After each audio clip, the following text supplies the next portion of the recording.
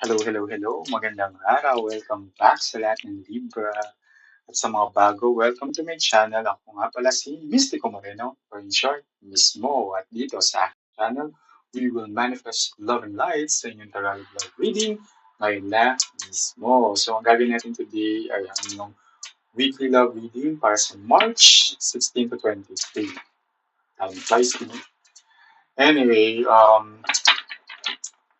gusto kong magpasalamat sa lahat ng Libra na sumusuporta at patuloy na sumusuporta sa Mystic Moreno channel. Thank you, thank you. Thank you po. Sana patuloy niyo suportahan by liking this video at sa mga bago, sana supportahan niyo rin ang aking channel by subscribing, by liking this video, it helps the channel grow, and by sharing it and commenting below.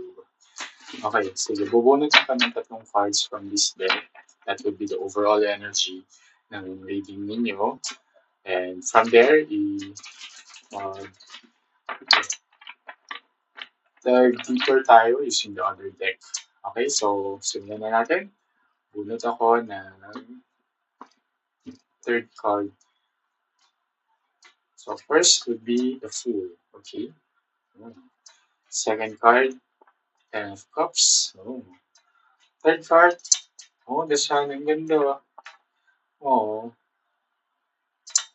Okay, so the Fool, Ten of Cups, and the Sun. So what I can sense here is there's a new love coming this week. And I can sense na itong person na to would really want uh, how to say, long-term relationship between you and your person, this person na coming. Kasi, lalo na, Ten of Cups is similar siya ng energy ng the lovers. It's really a love card, uh, living happily ever after, yung ganung energy. Tapos, connected pa siya the sun. So, it's so good. Alam nyo, i-claim nyo na tong energy na to. Why? Because the sun card is a card of happiness, success, and luck. So, itong paparating na love sa life niyo is something na um, ka-claim-claim na energy. Alam nyo bakit? Kasi, siyempre, long term na, happy pa. Diba? Parang very fairy tale ang dating, di ba? Na happily ever after. That's the energy of Ten of Cups and the Sun. But the Fool is there, so it's something new, something uh, fresh uh, coming into your life. So, claim nyo na itong energy na to. Pero, tingnan natin syempre yung detalye using this deck. So, napakaganda. Kaya, i-stop na natin dyan. Joke lang. Alright. So, tingnan natin yung detalye. Sana magaganda din yung lumabas na cards. Pero let's see, let's interpret. Okay. Habang binabalasa ko ito, gusto kong i-remind ng lahat that this is a collective reading. So, it may or may not resonate with everyone. Pwede kasi hindi ka nasagap yung energy niyo. So, abangan nyo na lang yung mga susunod ka pang love reading or panoorin nyo yung mga past videos ko kasi pwedeng isa doon ay um, mag-resonate sa inyo. Okay? Alright.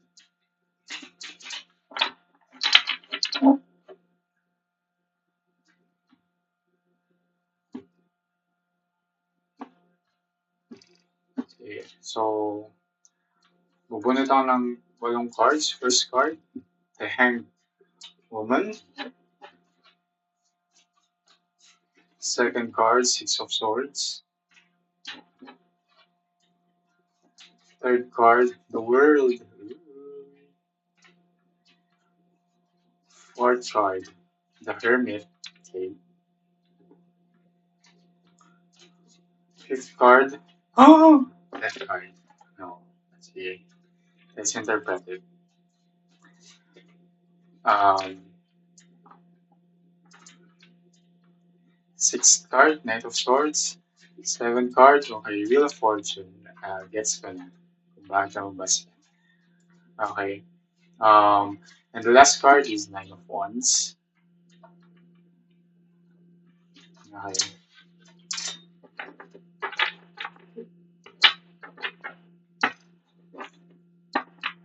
Bottom of the deck, the magician. Okay, maganda.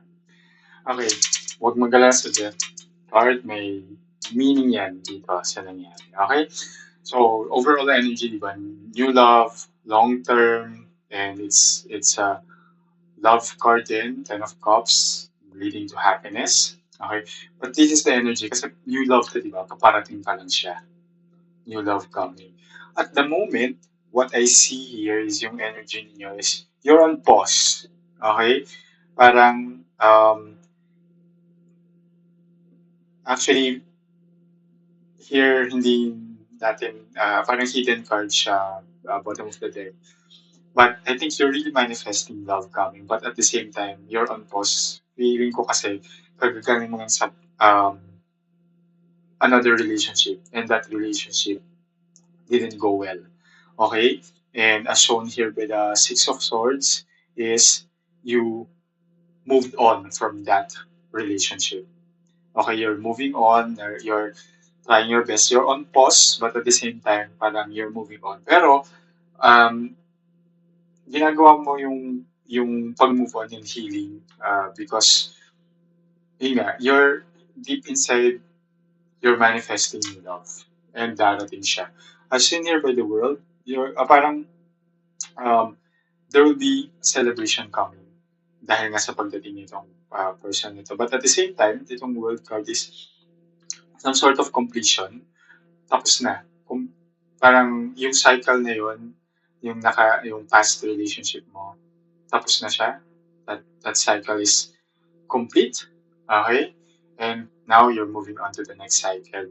But here you're really healing, and as shown here by the Hermit card is you're really doing a lot of reflection, a lot of um you're really working on your personal growth, di ba? Pinaprocess mo lahat ng mga emosyon na nangyari, mga kaganapan in the past. May mga kailangan ka pang i-process na ongoing, pero magtatapos na siya. That's the death card here. Itong death card is a card of letting go of the past, letting go for you to be able to hold on to the new love. Kasi parang ito yung very common na saying kasi na, di ba, kapag may laman yung kamay mo, okay, you're holding on to something, ayaw mo siyang i-let go, na hindi mo na kailangan naman talaga. Hindi mo ma-receive yung binibigay sa'yo ni universe or ni um, God na new love. Kumari, you're holding on to this old love. Tapos na siya eh. Kompleto na nga yung cycle niya yun. You have to let go of it. Pag binitawan mo siya, empty na yung kamay mo, you're able to receive new love. Okay? And that's the death card here. It's a rebirth. So there will be new love, transformation coming. And this new love coming is moving forward sa'yo very soon. Okay? As shown here by the Knight of Swords. So, coming na talaga siya. The intensity is, alam mo yun, parang nandun na siya. Malapit na siya. Kasi, Knight of Swords is a card of intensity and excitement. So, paparating na siya, leading to something very good. Something very fortunate, an opportunity na hindi mo dapat palampasin. Okay? As shown here by the Wheel of Fortune. And it's a new cycle. Sabi ko kanina, tapos na yung cycle ngayon. There's a new cycle coming. New cycle with this new love, with this new person, offering you love and happiness. And dito sa Nine of Wands, okay, it shows here talaga na um, you will endure yung mga nangyari sa past, and it's a card of resilience. Makakabangon ka from that past relationship, and pagbangon mo, masusuportahan siya nitong new love. And again, the magician, something that you really are manifesting. Okay, mina-manifest mo siya. Okay, kasi syempre, galing ka sa past relationship na na-hurt ka, ganyan. Syempre, ano yung tendency natin, di ba? Ayaw mo na ma-hurt. And gusto mo na ng better and um, more promising love life. Okay? And parating na siya. So, claim nyo na tong energy, huwag na kayong mag-alala. Everything will go well. This transformation will shift or move to something better. Okay? So, keep on manifesting this new love kasi paparating na siya. And the more you manifest it, the more it materializes. Okay? So, sana nakatulong itong reading na to. Okay? Abangan nyo na lang yung mga susunod ko pang love reading dito lang sa aking channel. Ako si Mystico Moreno, or in short, Mismo. Okay? Kita-kits na lang sa susunod. Ingat!